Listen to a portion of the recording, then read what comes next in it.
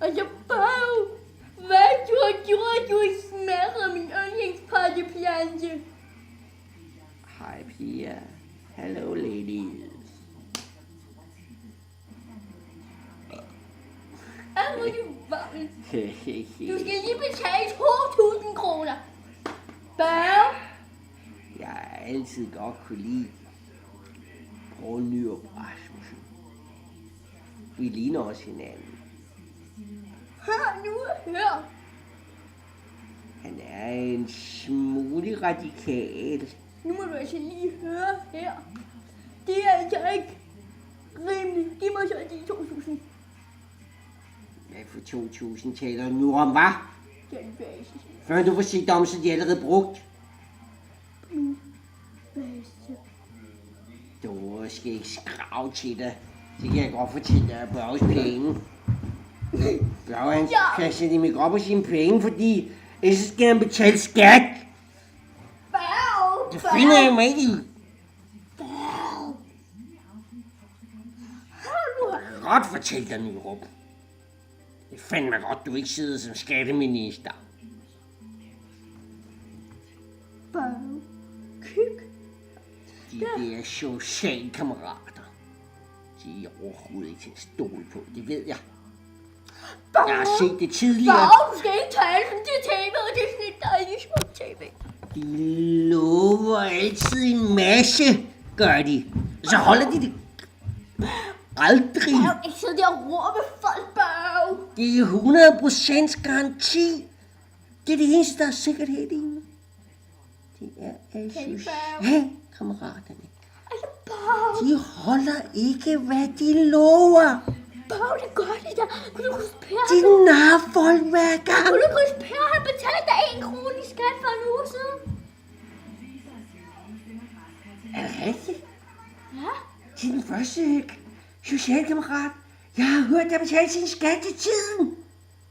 Det kan bare ikke stjæle for andre.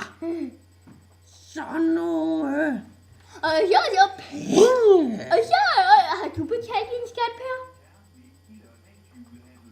Hold dog mund, jeg er socialkammerat, det har jeg jo sagt til dig. Har du betalt din skat? Skat? Ja. Taler du til mig?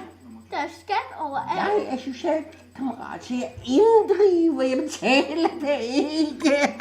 Børge, det er skat, for ellers bliver der sendt i fængsel af dig selv. Børge. Vi er socialkammerat. Her er din skat, og den skal du have betalt. For en måned. Er du rigtig klog, mand? Hold dig væk fra papirerne, de skal brændes. Børge. I en fart. Væk med det. Jeg holder ikke det der ud. Børge, du er altså selv... Der står 38. 40% eller 58. Hvor meget Det det nu er. har du bare at gøre, Børge. Nu har du lige... Jeg Børge. kan lige så godt sige dig, jeg er socialkammerat. Og jeg vil lige så godt sige dig, at jeg er statsminister. Jeg klarer det ikke, Børge. Du har bare betalt din løn. Hvad siger du, Jelved? Jeg siger ja. Er du socialkammerat?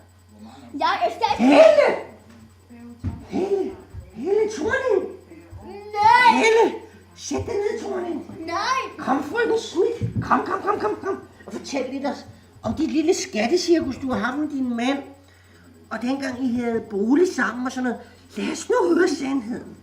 Lad os nu endelig høre sandheden for en socialkammerat. Helle, fortæl nu, hvad der i virkeligheden skete, da I sad derhjemme og smurte en eller anden historie sammen. Fortæl det nu. Jeg skulle bare have en leverpostej med, og så sagde han, at vi ikke skulle reklamere for leverpostej. Og så reklamerede vi for leverpostej. Betalte I skat for det?